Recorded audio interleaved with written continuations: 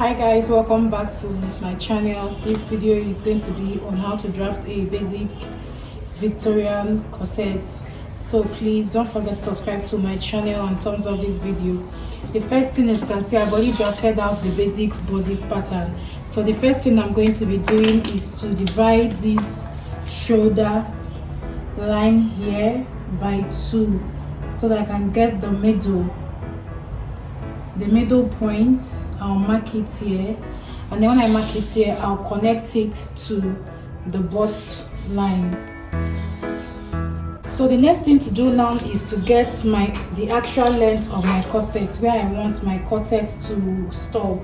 So I want my corset to stop at around 22 inches here.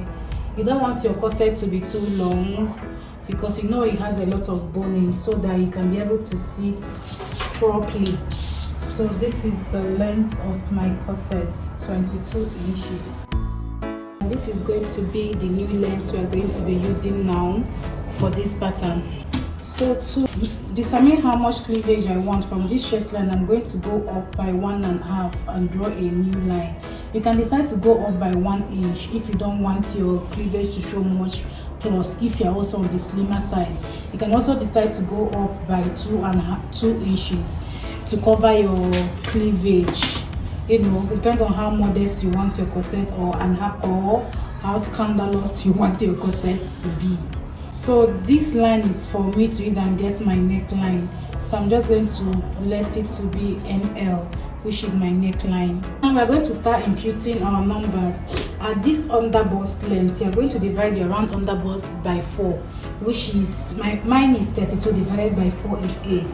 I'll mark my 8 inches here. Then from these 8 inches, I'm going to measure out what is remaining from these 8 inches to the end here, and what I have is exactly 2 inches. So I'm going to divide that 2 inches between this side and this side, but I'll make sure that at this center front side, I'm going to put 1/4 of this distance of these inches, and then the 3/4 of these inches is going to be on this side. What I mean is I have 2 inches remaining, so I'll be using 0.50. I'll measure out 0.50 here, which is 1/2 inch towards the center front, and then towards the side front, which is this, and I'm going to use 1.5. You see how I divided the dots to be uneven? Yeah. So what I'll be doing next is to connect this from this point to this place, and from here to this place where the corset is stopping.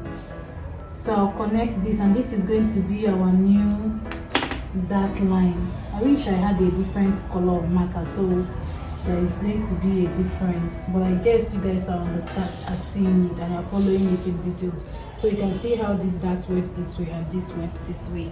So you're now going to get your curved ruler and connect this from here, this line here to the bust point, and then this new line to the bust point. Please, I hope you look at this very well because this is a bit technical, so pause it and slow it down and take your time and see it. So on this neckline that we drafted out here, you are going to go in and out. I will be using 0.75. If you have a smaller bust, I suggest to use 0.50, but I'm using 0.75, 1.5 inch altogether to do it. Then from here, I'll connect it to the bust point. So from here now, I'm going to connect this down this way to meet my armhole at this point. You know, this is me forming my neckline. Then I'll try and use my curve ruler to like make it neater.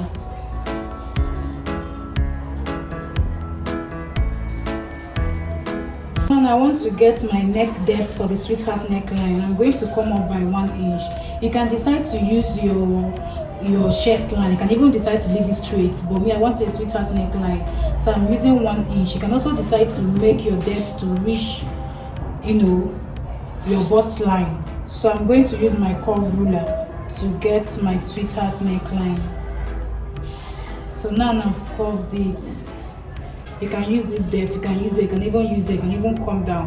It depends on how much cleavage you want. The thing we are going to do is to close up this side that is here, and to do that you are going to open up this front part here and then open up this side so that you can be able to move this. So you can now go ahead and slant this.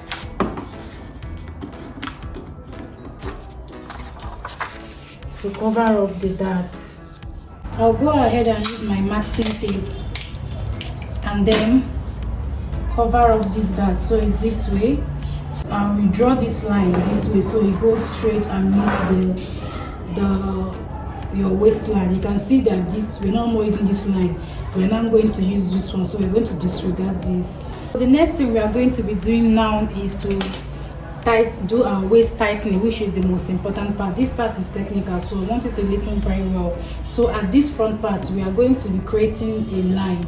This line, it doesn't have to be anything special, but I want it to be slanted, so make it to be slanted. You don't have to do any rocket science, so as long as it's not straight.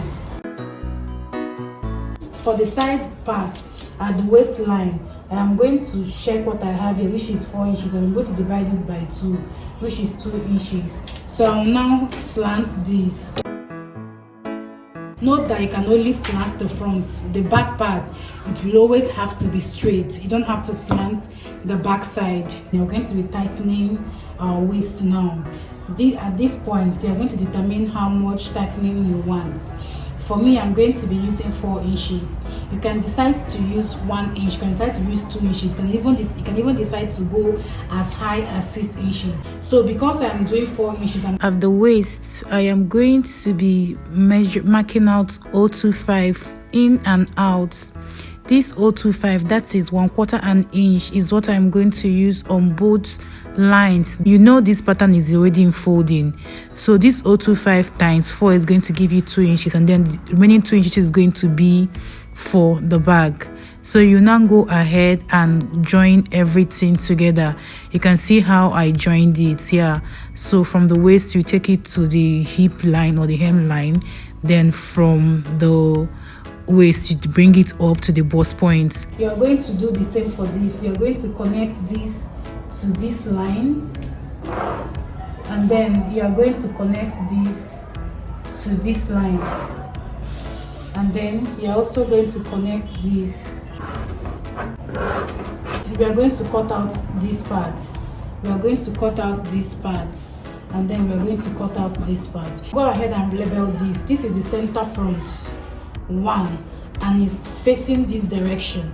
This is center front 2, which is facing this direction. You have to make sure that you put this so that you're not going to make mistake when you are coupling it. This is side front. This is side front 1, which is facing this way. Then side front 2, which is facing this way. I'll go ahead now and cut out all these pieces. I hope you're looking at me so that you can be seeing how I am cutting it out.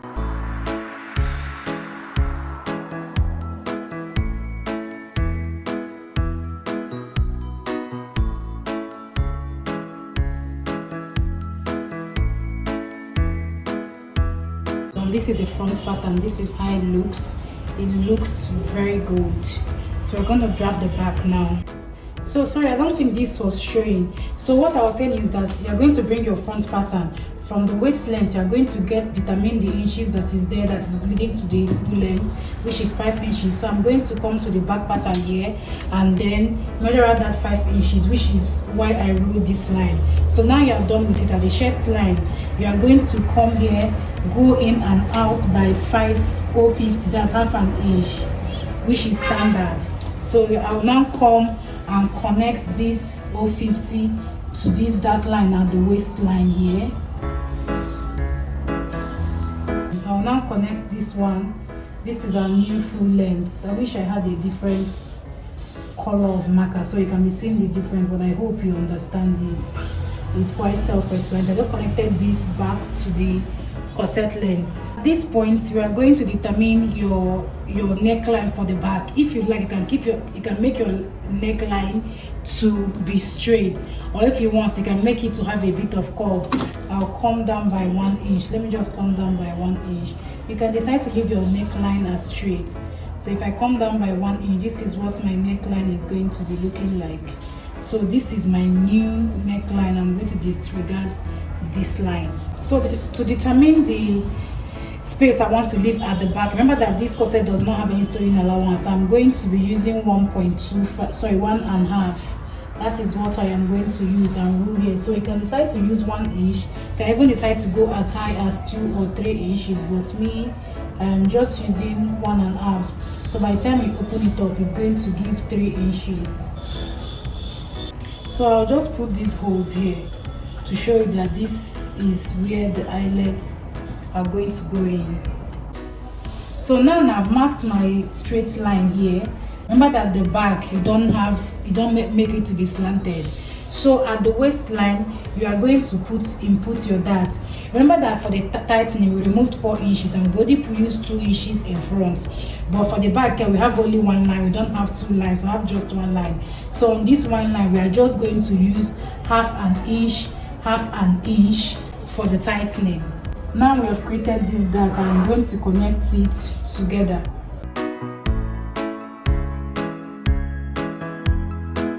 I will now go ahead and cut out these pieces.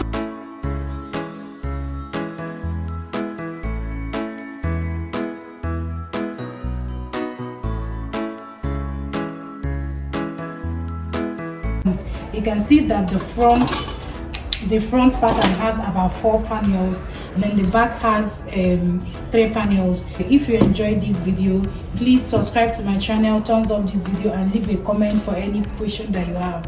The second tutorial is coming right up on how the sewing part of it, so you can see how we couple it up and the fitting and everything. Thank you so much.